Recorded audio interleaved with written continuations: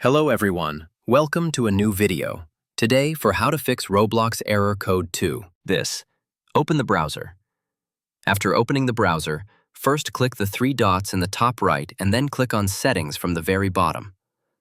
The next thing we need to do is click on Privacy and Security from the left side, then on Third-Party Cookies, then on See All Site Data and Permissions.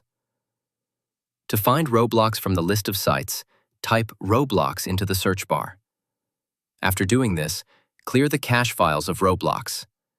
We will do the same for the computer. To do this, press the Windows and R keys simultaneously to open Run. After opening Run, type %localappdata% and click OK. Double-click the temp folder and then delete the Roblox folder inside it. After clearing the cache files, you can check whether Roblox error code 2 problem is solved or not.